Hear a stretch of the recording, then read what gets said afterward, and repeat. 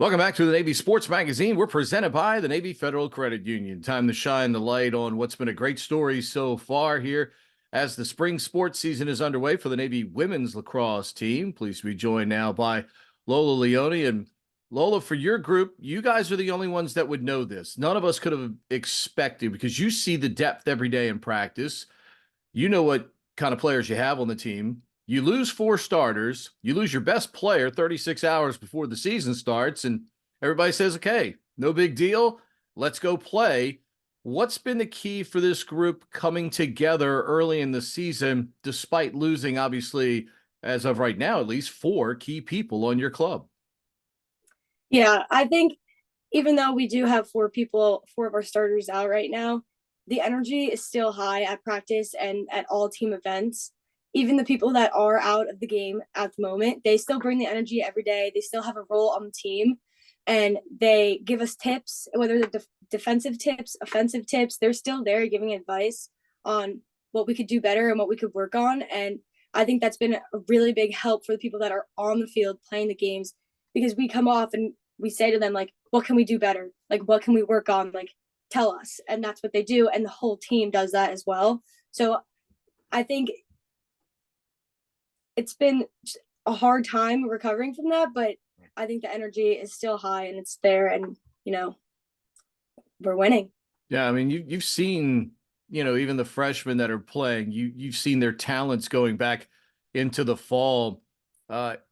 Did you expect that they could deliver like this early? Because as you know, you played it at a very high level in high school, and that transition to D1 when you've played good high school women's lacrosse is still a very tough one. But did you see them producing like this if given the opportunity? Yes, I did. As soon as I came in, the first practice in the fall, the freshman class, like, I think they blew our whole team away. We were like, wow, like, these girls are good. And it was also, they also brought awesome energy to the team. Like, let's compete against each other. Like, let's make each other better. And I knew that they were going to be put on the field and they were going to perform. You were in the same situation. I mean, you got to play a lot as a freshman. You played 18 of 20 games that first year. You started almost half of them.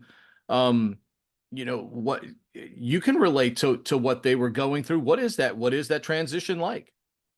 It's definitely a big one from coming from high school lacrosse. Um, Everyone is a lot stronger, a lot faster, a lot tougher. You're getting hit harder. You have to move quicker. So it's definitely a big transition. But just talking to your teammates and going out and practicing every day and putting in the extra work, you get the hang of it and you realize, like, okay, I just took a step up and I can do this. So it's definitely a little tough, but your teammates make it better and they test you, they help you out, and you just perform. You We've brought been up a playing good lacrosse point. for so long. Yeah, So you brought up a great point in your last answer. Energy and competition. I think sometimes you're either born with that or you're not.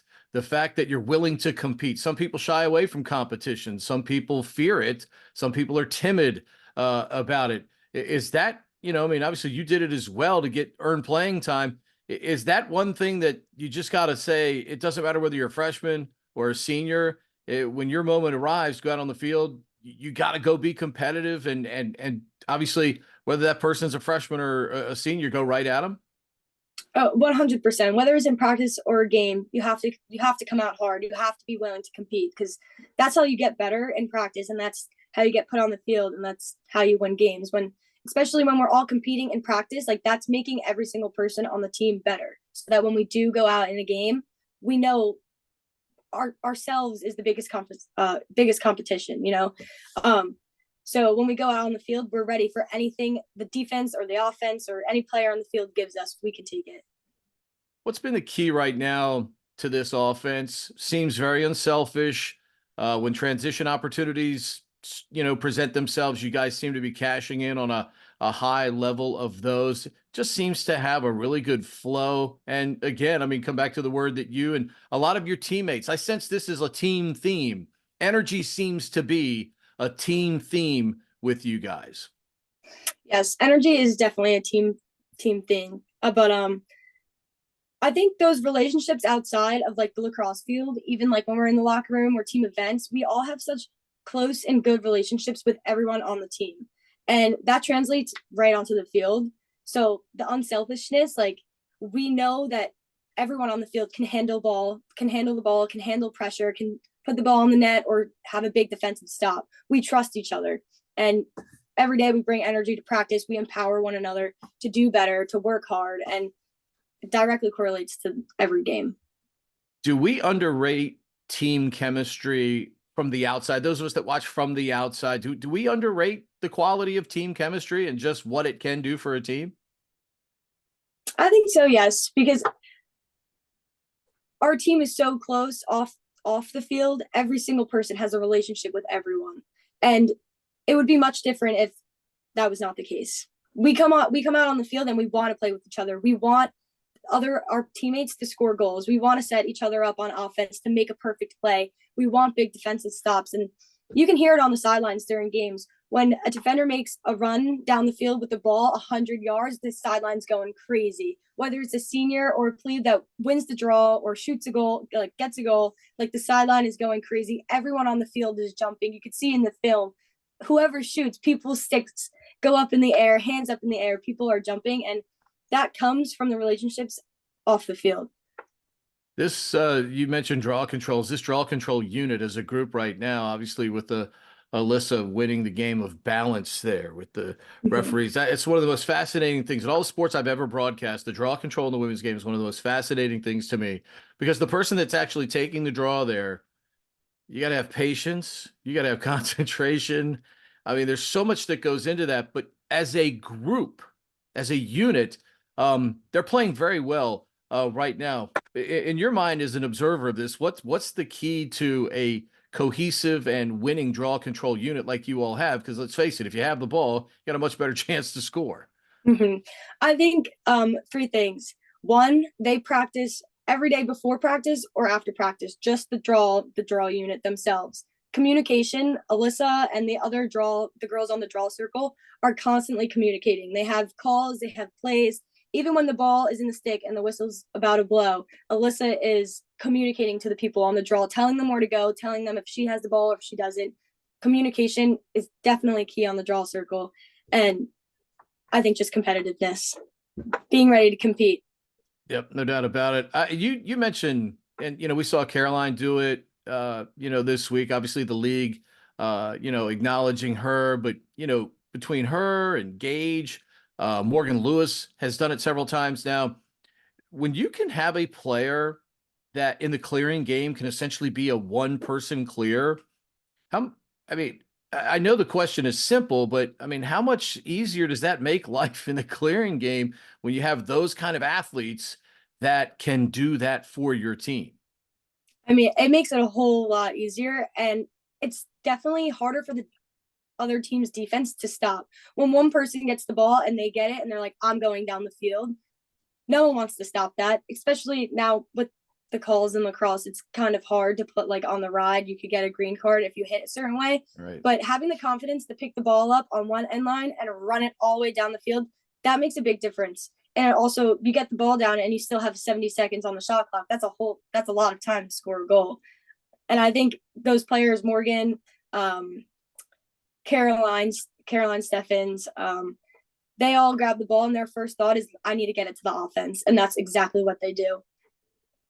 You had a goal inside. You had another great opportunity. The goalie just made a heck of a save on, but it takes a certain kind of player. You mentioned it earlier.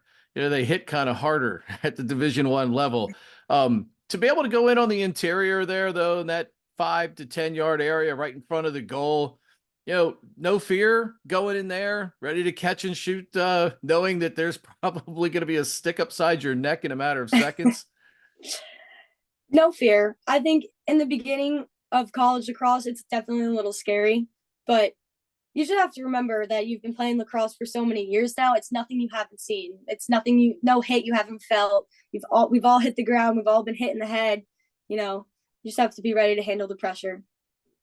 Soccer was pretty good to you as well. Did soccer ever have a chance, or was it always going to be women's lacrosse? Soccer did have a chance, but lacrosse took it away. What was the key to thrive in multiple sports? Because I mean, obviously you dabbled in some track and field as well, but what was the key to managing multiple sports like that, and obviously doing it at a pretty high level? I had passion for all the sports that I played. I loved playing soccer. My sister grew up playing soccer. She played college soccer, and I absolutely loved it. That was the first sport I played. So every season I was so excited to play soccer, get out on the field. It's much different than lacrosse, but still the same idea, running around on the field, being on a team, passing the ball. But track and field, I love to run. And it made me better for lacrosse season and also for soccer. I think track and field really helped me as a runner now that I'm a college lacrosse player. And lacrosse, I kind of picked up lacrosse towards middle school, and that was kind of new to me because none of my siblings played lacrosse, but all my friends picked it up, and I think just being with my friends and playing lacrosse with them was a lot of fun. So it's just having a passion for all the sports that I played kept me going. Yeah, I was going to say your sister played at UConn, and the fact that we there's this I don't know, for lack of a better term, a social media argument about playing multiple sports, but you just kind of hit the nail on the head. How much track and field helped you, with the running aspects of the other two sports that you played. I mean, would you be someone that certainly encourages others to play multiple sports and not necessarily, tunnel vision on one, because it can be a helpful experience to you, can it not? Yes, 100%. Some, especially track and field. If you're running, I mean, any type of running is going to help you become a better runner in any other sport that you play. And I also think just playing multiple sports, you open your mind up to just how different sports like play. Soccer plays a lot different. The game is a lot different than lacrosse, and I feel like it helps develop your like sport IQ for any sport that you're put into. Obviously, because of that, you had, choices out there. Why Navy? That's always the best question. I knew I wanted to come to Navy from the middle of high school. I had a family friend come here. He was on the men's lacrosse team, and he had a big influence on me. But I loved lacrosse, and I knew that I always wanted to serve in the military. So I knew Navy was a great choice for me. So as soon as I was offered, I accepted, and no question about it. You mentioned energy. I'll let you out on this. Does anybody have more energy than your head coach? No, but we definitely match our energy. That's tough to do. As somebody who has observed her coach for a long time, that's tough to do, but also probably one of the main reasons why you guys are winning as well. Lola, appreciate the time today. Best of luck to you and your teammates. Stay healthy and keep it up. Thank you.